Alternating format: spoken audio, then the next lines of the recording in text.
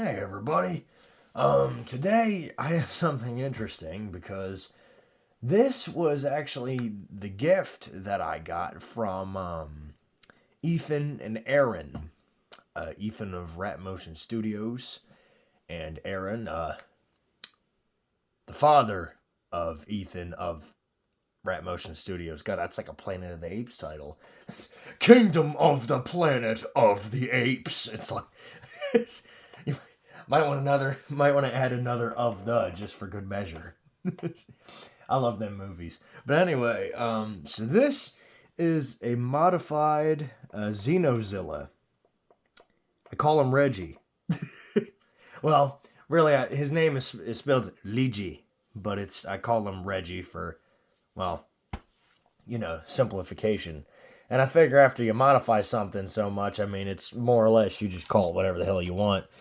As for modifications I did on it, I said to myself, I was like, it's a gift. You're not gonna modify it. Don't fucking modify it. It's a fucking gift that they gave to you. And I modified it anyway. But in my defense, I think what I did was pretty damn cool.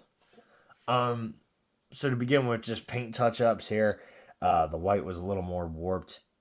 So I decided to go over the. By the way, I love the colors of this thing. Kind of like a rusty orange with like a kind of a more kind of, what would you even call that? Like kind of like some slate black mixed with a little bit of a brownish gold.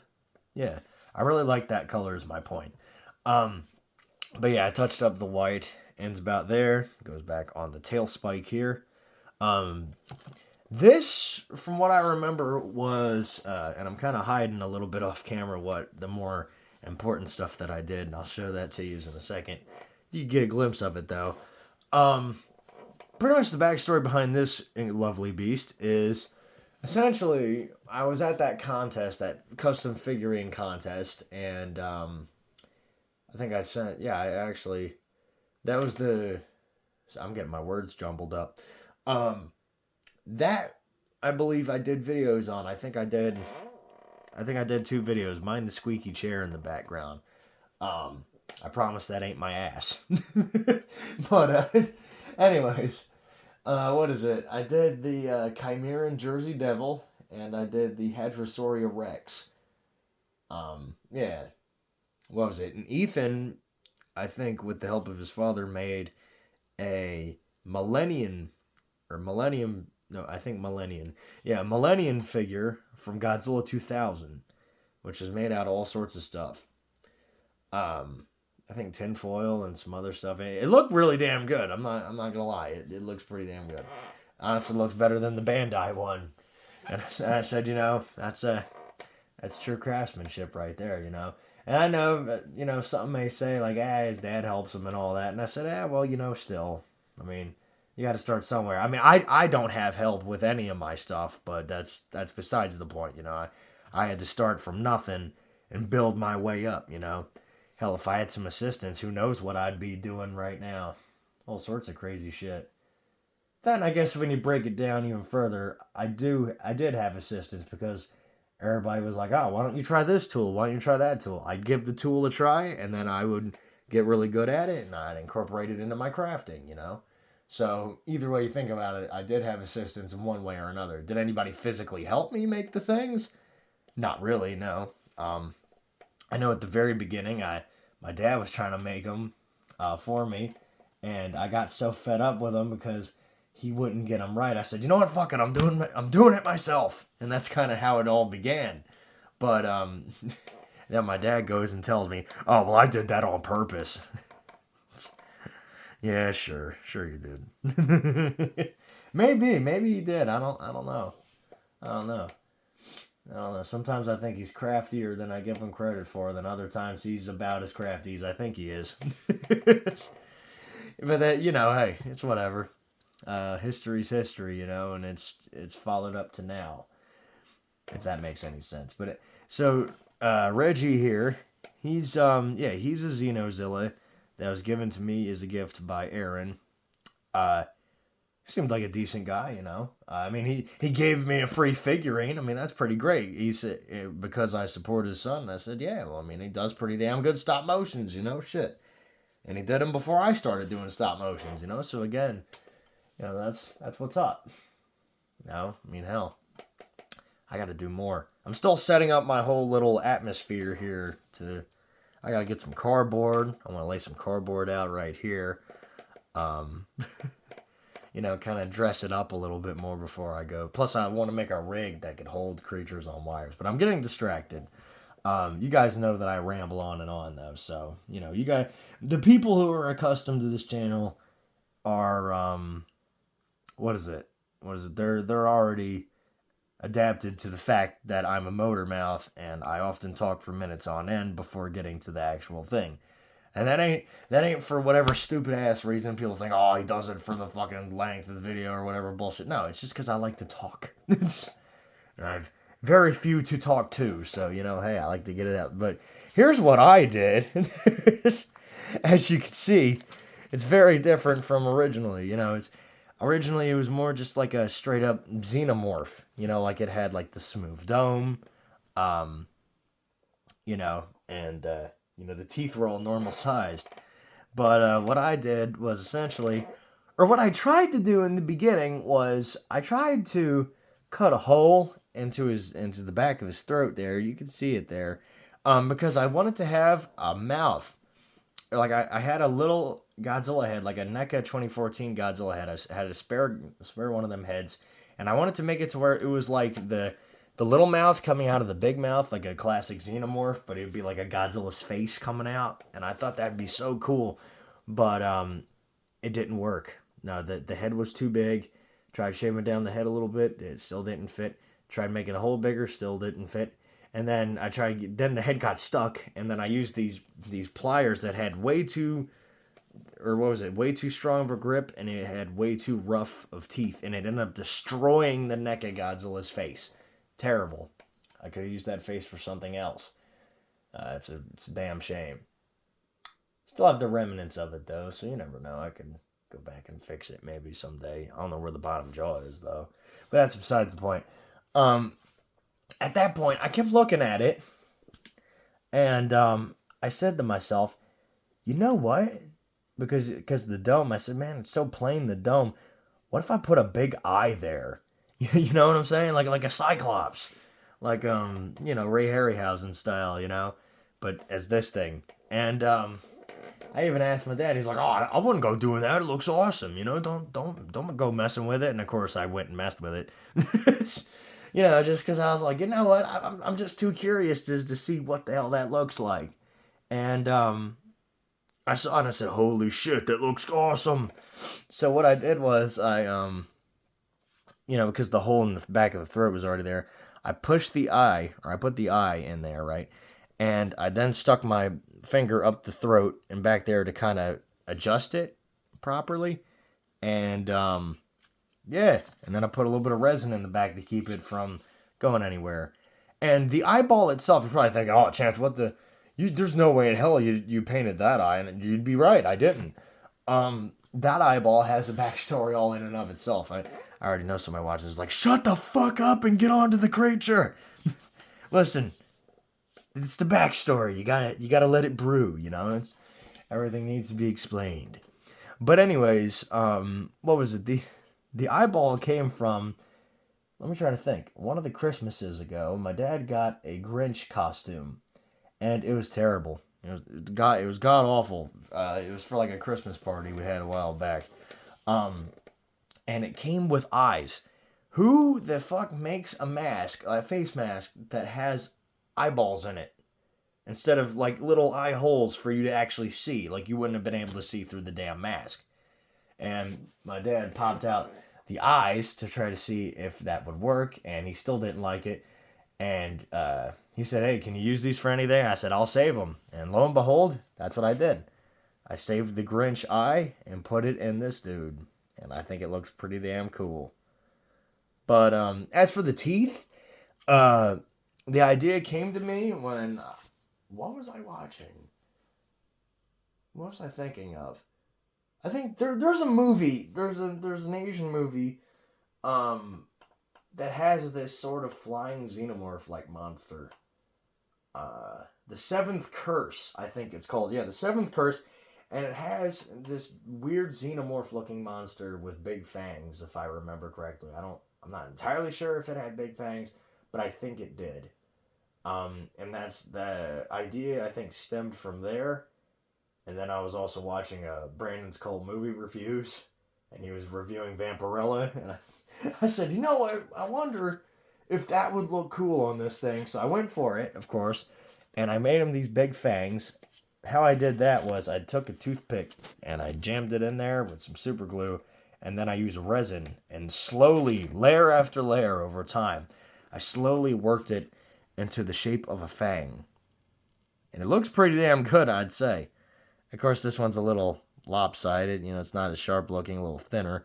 Well, this one's damn near perfect on the side here. This one right here. But, you know, that's what you're going to get when you work with resin. And then I was thinking, okay, that looks cool, and that's okay. But then I was watching a video about Aku from Samurai Jack. And I looked at that, and, you know, Aku, he got them cool-looking tusks sticking out the side of his mouth. And I said, well, what would that look like? It kind of went from there, you know, and it just kept escalating until I was like, okay, let me try that out. And, of course, that's where these big-ass fangs came from. A little more difficult, same method, but, you know, it was a little harder. I think this one broke out a few times. It's good now. Like, the whole jaw moves now when I move the tooth, or when I push on the tooth, which, you know, that's good security right there. You know, I did the same method for both teeth. They're a little blunt looking at the top, a little crooked, but frankly, so are a lot of teeth in real life, and let's face it, fangs, or, you know, like you look at the fangs of most predators and they look kind of blunt, but then you realize it's the bite force that pushes them into you. But then I realized that's kind of bullshit. I mean, you look at a tiger's fangs, you're like, holy shit, those things look sharp, but I don't know. They kind of got that conical look to them. And I figure, if you're going at a high speed, if RiiGii here was swinging his face at a high speed towards an opponent, it wouldn't matter if it was sharp as a needle or blunt as a stick. It's still going to scrape up against you, especially with the force, you know, or the impact. So it don't matter if it's exactly razor sharp or anything. And then, you know, I had some excess resin, so I fixed up some teeth on the side. Because I figured, okay, well, he got these big-ass tusks. Well, how does he chew? And I said, well, I imagine he would put food in the side of his mouth with his hands, you know, these highly dexterous hands here, and he would just kind of rip chunks off it, he would just rip chunks off and swallow it. I also had the idea that I'd make like a little thing of fire for him to breathe, you know. I had that idea. I could just stick it back there and it'd be shooting out. I might do that. I want to make a lot of different beam effects in the future, you know, for all different sorts of critters. What is it? I have the colored Gojira, the 1954 Godzilla, the colored NECA version that I actually fixed up. I want to show you guys in the next video. That I fixed up. I made his fangs longer, and I fixed up his eyes. His eyes look fantastic. I'll have to show you guys next. But, they actually might be some of the best looking eyes I've done. But that's besides the point. That's next video. But with this guy specifically, oh yeah. What the Godzilla was about is, when I bought it for about $25, I think, and it didn't come with the damn fire effect, but that's okay, because $25 for a NECA 1954 colored Godzilla, these days is amazing, so I hopped on that deal like a fly on shit, you know, so it's all good, you know, I could just make a beam effect, it ain't that big of a deal. It's kind of sad, though. You can't get NECA figures for really a good price. If anybody knows, let me know, because those are a hell of a lot of fun to customize, man. They really are. They're some of the funnest things to customize. I mean, you make all sorts of different shit out of NECA Godzilla figures. But back onto this guy. The other modifications I've done is I added ball joints in his arms, which I would have added something to cover up said ball joint, but frankly, I painted it, and it don't look too bad. It kind of goes with the whole skeletal look that he has, you know. kind of that exo-endoskeleton mixture that the... Although this one is a little loose, you know, that one, it kept popping off. Or what was it? Actually, the resin broke recently. I was going to do the review a few days ago, and then the arm broke off. I was like, really, motherfucker? But it's whatever. I'm honestly okay with it.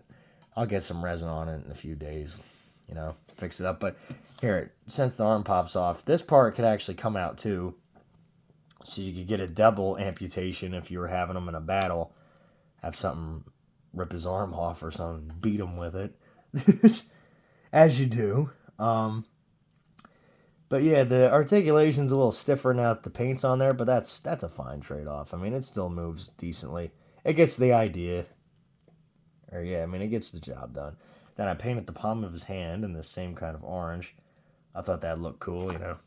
I see that in like a lot of darker skinned people's pigment. Like, you know, like we kind of got like a similar skin tone everywhere, but like with a lot of darker skin, like, you know, blacks, Mexicans, etc., etc. They seem to have like a lighter tone on the underneath of the hand, and a lot of the arm, and I think that looks cool. It's like counter shading, so that's pretty damn neat. It's kind of like the I don't know. What is it? Kind of reminds me of like the people. What is that called when somebody got both white and black skin, and like it's kind of like in different patches all around the body. I'm trying to remember what that's called. I think that looks cool. You know, like that's neat having patterns all over your body. I mean, I feel bad that. Then again, I was gonna say I feel bad that people get made fun of for that, but people are gonna make fun of you if you even have something slightly off. You know what I'm saying? If there's something they can make fun of you for, they will find it and they will make fun of you. That's why you just tell them to go fuck themselves or do the whole yo mama joke. You know, those are my favorites. You know, shit. Either way, but yeah, this arm articulates a lot better. Here we go.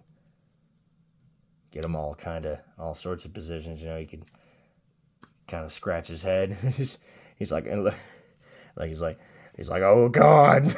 He's like, shit. Fuck, I left the oven on. Oh, that arm popped off too. Would you look at that? Yeah, so a little bit of work to be done there, but that's okay.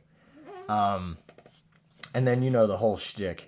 You know what's funny? When he was showing me the Predator Kong hybrids, I'm just going to remove these for now. When he showed me the Predator Kong hybrids, I was like, oh, fuck, man, I can't decide which one I want. But then he showed me this, as I thoroughly destroy the toy. He showed me that you could do this with this figurine. Check that. You could straight up disassemble it, but look at this. He showed me that.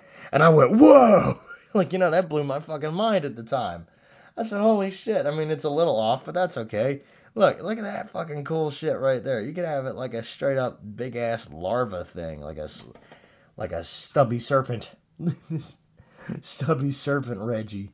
That's fucking cool. But yeah. Yeah, I don't know. I really dig that. I said that's cool. You could have two forms, you know? Fucking, it's right on. Two-formed Reggie.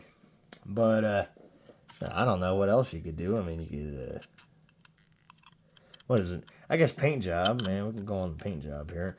In terms of paint, I didn't really change a whole lot. I just touched up some bits that were a little rough, and then I, added a little extra. Like I did this sort of pattern on his body, you know, with the orange running down and the orange and white. I had the orange and white kind of mixture. It reminded me of Aborigine coloring, you know. You always see a lot of oranges and whites and a lot of reds and whites. A lot of reds, oranges, and whites when they do the art, you know. Or at least from what I've seen. And I really liked it, you know. So I said, yeah, I'm going to kind of go with that, you know. Like you see the patterns on him, on his chest there. And then you see it running down, like the midsection there. And I took them apart, so you see it slowly fade away into his tail. Yeah, and then, you know, I already showed you guys all this, you know. Man, look, this thing's nasty. Look like you could shank somebody with this thing.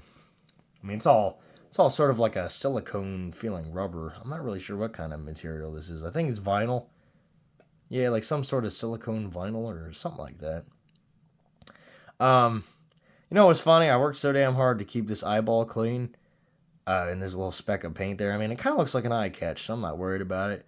But like when I sprayed clear coat on it to keep the paint on the teeth, which here's a closer look at the teeth, by the way.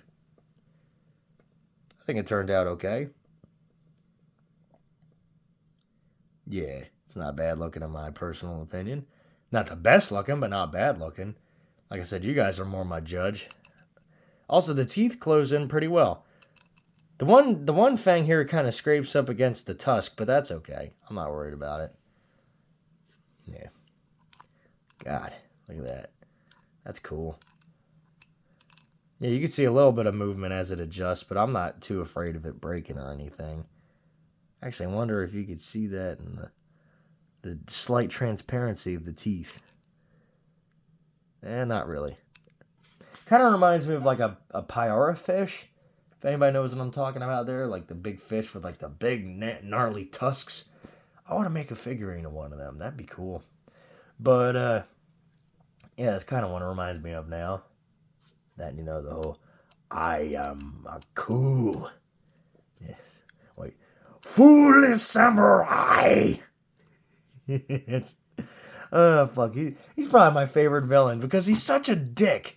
But, like, he's an enjoyable dick, you know? And he's merciless, too. I mean, good God, he went straight for the kill on several occasions. You know, a lot of villains give their whole monologue and all that. Nope, not a coup. He'll do that on occasion, but shit, when he sees an opportunity, fuck, he goes for it. But then he also sometimes kind of ruins his own opportunities, you know? I don't know, it's kind of a back and forth. It's more or less just to keep the show going. But, you know, appears to be something missing. Oh, shit. I cracked myself up. Put these arms back on. I don't know. I can imagine RiiGii here and Gigan being friends for some reason, or being allies. I mean, like, clearly this dude's like a more villainous type monster, although I could see him being a neutral one on certain occasions too. You know, I mean, I don't really know. I mean, if I had to put him in the Godzilla universe, I'd say he's more of like a villain, just because of his look. I mean, look at this dude and tell me he's more of a hero type for real. I mean, I don't know. Maybe more villainous, but could also lean towards neutral. I don't really know. I mean, I know they depicted Gigan as more heroic on, I think, 2 occasions. What was it? I mean, none of which I'm really interested in. What was it? The Godzilla Planet of Monsters novelization, and then that one show that had Godzilla and all the other monsters depicted as toys. I never watched that, but I saw some clips of it from that Wikizilla channel on SNA. Well, that's something that exists. Not interested in it, but, you know, hey, it exists. But, yeah, that's pretty much, that's RiiGii, or RiiGii, if you want to pronounce it that way. Either way. Once again, a good thanks to Ethan and Aaron for, you know, just, being cool. You know, honestly, I mostly go to them contests just to have fun and talk. Have a good time. I remember I saw a furry and I pretended to charge at him. It was like, while he wasn't looking, I was doing the whole like I bent over and did the whole like the kicking of the ground like a bull before they charge. Then as soon as he turned around, I put my hands up. I was like, good God. And good times like that, you know, just fuck with them. Why not? Fucking, they know what they look like. They know what they're doing. Just have some fun. You know, shit. Who cares? I remember one time somebody called me that, and I said, in what way am I a furry? And they're like, look at the way you're running around. I said, what, the quadruped thing? I said, shit, that's good for exercise. You know? Plus, I mean, you know, shit, you don't see me dressing up in any weird-ass costumes. And then I think immediately back when I was in a Sasquatch costume on Christmas, on that Christmas party, I'm like, fuck. You know what's funny? I actually looked up the definition of a furry. And it's an animal with human-like, what was it? Human-like properties or characteristics? Something like that. And I said, so wait a second. Werewolves wouldn't technically count because a werewolf is a human that turned into an animal and not the other way around. So werewolves are fine. The manimals from Island of Dr. Moreau, though, would technically classify as furries because they're an animal that has been transformed into a human shape via vivisection. So, yeah, I mean, if you're going by semantics and you're going by technicalities, then yeah, I mean, you know. So werewolves are okay.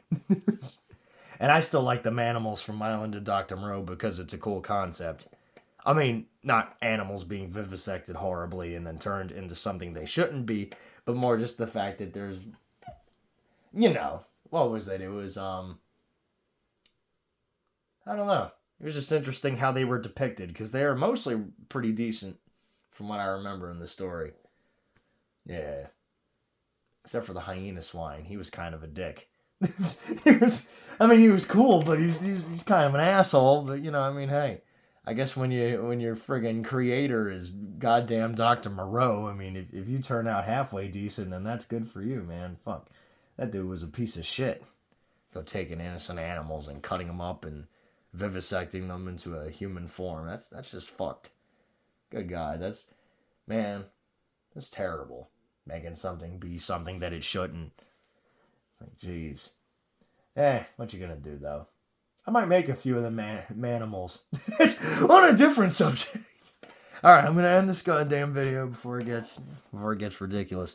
So yeah, that's pretty much the old Xenozilla RiiGii. Figured I'd show you guys, you know, cycloptic, tusked xenomorph Godzilla beast. But yeah, that's pretty much it. So everybody have a good one, and I'll see you next time. Bye-bye.